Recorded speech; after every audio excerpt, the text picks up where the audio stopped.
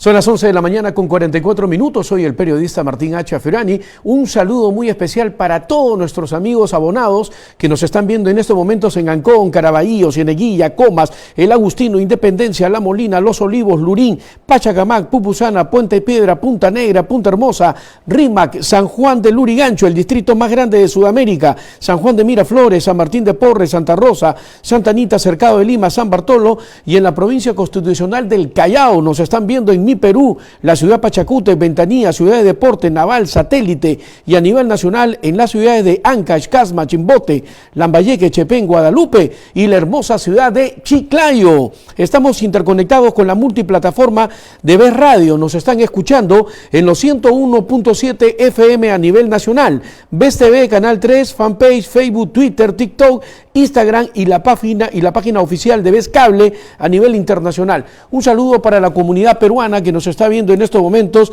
en Argentina, en Buenos Aires. Muchísimas gracias. Gracias por estar con ellos, a la comunidad argentina, a la comunidad peruana que en estos momentos nos sigue domingo a domingo. Vamos a darle la cordial bienvenida ya a nuestro invitado que está con nosotros.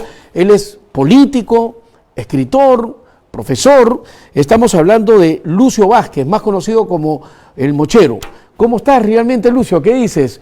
Pero muy buenos días. Muy bien, Martín. Gracias por la invitación a Rumbo Político. Gracias a Ves Cable, que siempre nos acoge aquí con bastante fraternidad, con bastante amistad, con mucho cariño, para compartir nuestras ideas, nuestros puntos de vista respecto al acontecer nacional. Y también el acontecer internacional, pero... Bueno, sí, claro, porque hablar del político hoy día, pues en este mundo global, en este mundo virtual, nos pone también en el escenario mundial. ¿Qué es lo que pasa en América Latina, en Asia, en Norteamérica, en el mundo en sí? Lucio, ¿cuál es tu apreciación realmente sobre el mensaje presidencial? Bueno, yo creo que primera vez, si es un caso inédito, que una presidenta, en este caso Dina Boluarte, haya hecho un discurso pues de más de 5 horas y haya sido pura bulla, porque en el fondo no ha habido nada relevante, ¿no? Creo que ahí sí hay una crítica bastante fuerte. Más aún anuncia una serie de medidas como creación de universidades, sin ningún sustento riguroso, anuncia la creación de un nuevo ministerio. Primero dijo que se iban a fusionar 2 ministerios, pero en el fondo trata seguramente de entrar en este populismo en vista a las elecciones del 2026, y seguramente ella pretende directa o indirectamente hacer un trabajo y participar en este proceso electoral que se avecina.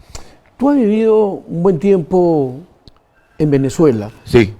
¿Cómo evalúas tú este panorama que ahorita está viviendo Venezuela, que es una dictadura de hace 25 años, sí, simplemente una dictadura?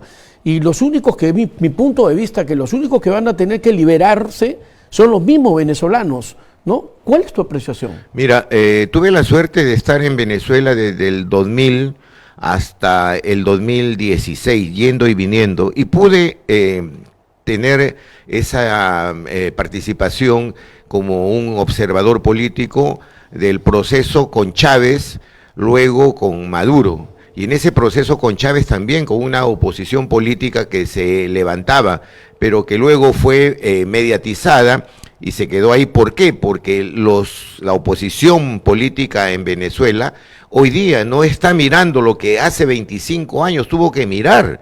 Es decir, ahí no hay una dictadura, una tiranía común y corriente. Hay una dictadura, una tiranía que tiene una ideología que se sustenta en la violencia, y la violencia a través de distintas formas. En el Foro de Sao Paulo se acordó dejar de lado la guerrilla para capturar el poder y utilizar la democracia y utilizar a los demócratas bobos, como lo dijeron ellos en su momento, para llegar al poder y desde ahí desarrollar esa permanencia. Y hoy día hemos visto cómo esa violencia se traduce en el fraude, y eso tienen que entender los venezolanos. No es salir un día, 2 días, 3 días, y nosotros somos solidarios con esa lucha, pero ellos tienen que entender que se están enfrentando a una tiranía que tiene una ideología que nace desde Cuba, desde La Habana, que está siendo manejada por el castrocomunismo, hoy día con otros aliados que seguramente no practican en la vida económica la ideología comunista, pero Rusia y la China están presentes ahí actuando en Venezuela. Entonces la única solución es continuar realmente los venezolanos, todos unidos realmente hasta que caiga pues la dictadura. Correcto, y tener en cuenta que esta dictadura requiere un trabajo de mayor consistencia en la unidad, en la oposición democrática.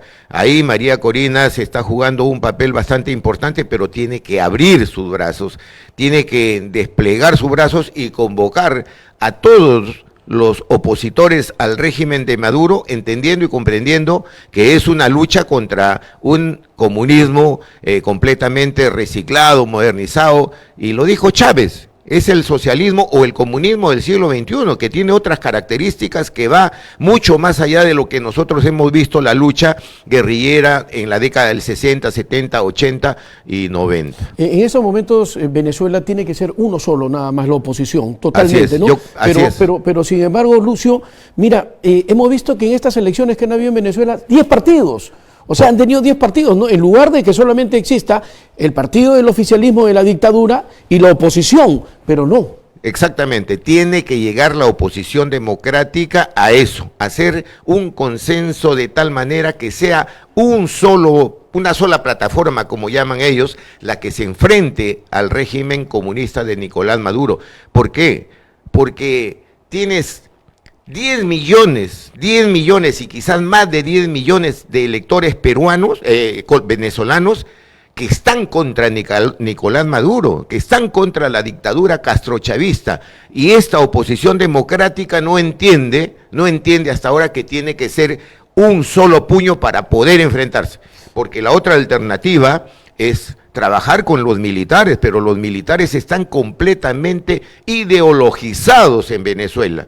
Están completamente alineados con la ideología comunista y eso hace un poco difícil que se pueda romper ese manejo. Entonces queda aquí, oposición democrática muy unida con la oposición popular, con el pueblo que sí está verdaderamente unido para tumbarse a esta tiranía comunista. Bueno, lo que nos queda muy claro es que simplemente aquí, tanto Chávez como Maduro lo tienen claro y que ellos siempre tienen algo de un concepto que dice, divide y reinarás. Eso es lo que pasa en Venezuela. Si estuviera unido, la oposición realmente fuera mucho más fuerte y hace rato hubieran tumbado ya al dictador de Maduro. Pero dejemos un poco de Venezuela y hablemos un poco realmente sobre tu trayectoria como escritor. Sé que estás participando en la Feria Internacional también del Libro, sí, ¿no? Cuéntanos realmente cómo es así, cómo nace realmente, cómo te inspiraste para poder ser escritor. Bueno, escribiendo tengo en realidad 12 años. Comencé el año con mi primer libro, Víctor Raúl, y luego han venido otros trabajos. Este trabajo, Víctor Raúl Aya de la Torre, que está dedicado al centenario del APRA, es un trabajo que lo hemos hecho de una manera conjunta con Roque Benavides Ganosa, sobrino nieto de Víctor Raúl. Con él hemos escrito 3 libros, Víctor Raúl el ser humano, Víctor Raúl docencia y decencia, y Víctor Raúl leyenda y legado. Este trabajo, docencia y Víctor Raúl, el ser humano, en realidad es un libro que tiene que ver con ese lado que la gente no miraba en Víctor Raúl.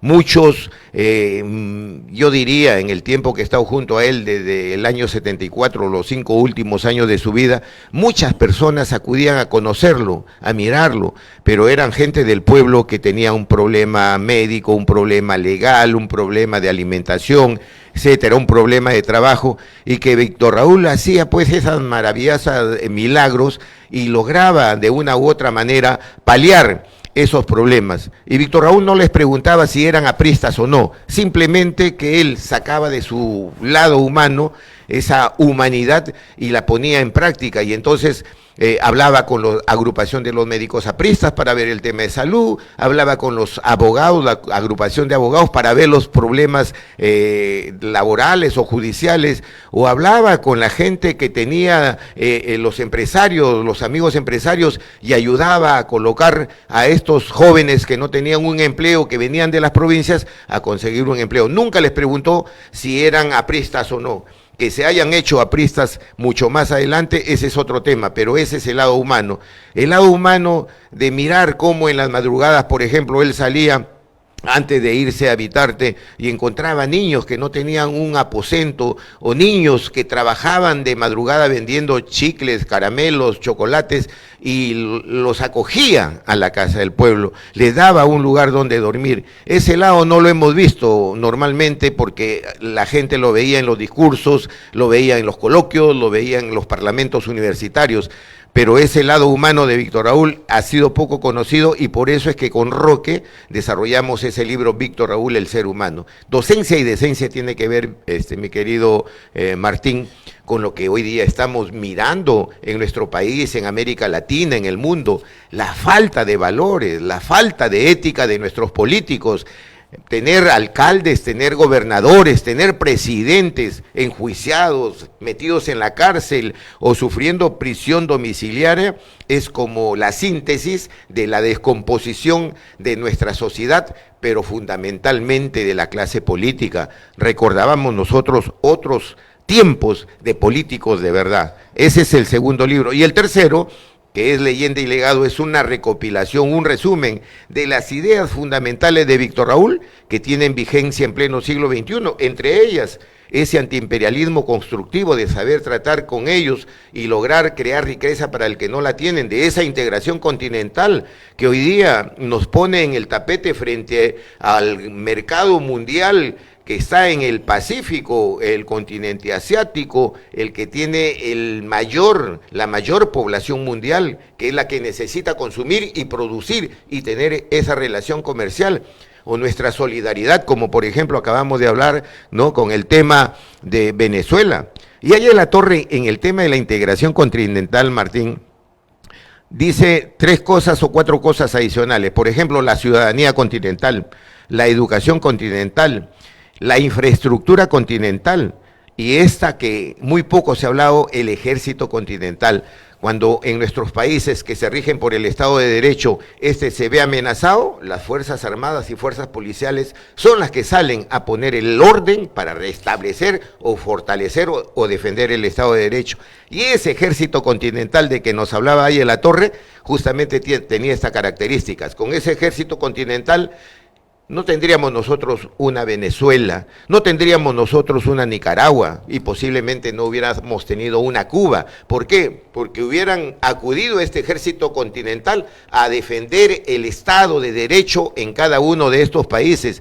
Y eso lo vemos nosotros en Estados Unidos. En Estados Unidos no pueden haber golpes de Estado porque los 50 y tantos ejércitos continentales acudirían a un Estado insurgente a restablecer la democracia y la libertad.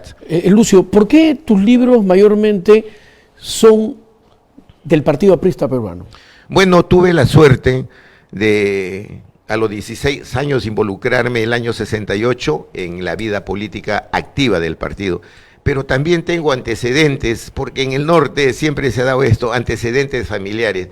Mi abuelo, Dolores Sánchez, fue un revolucionario del año 32 y sufrió carcelería, sufrió prisión, fue uno de los canillitas, mira, ahora que estamos en los medios de comunicación, fue uno de los canillitas que distribuía y entregaba el famoso periódico de la Revolución llamado Chan Chan.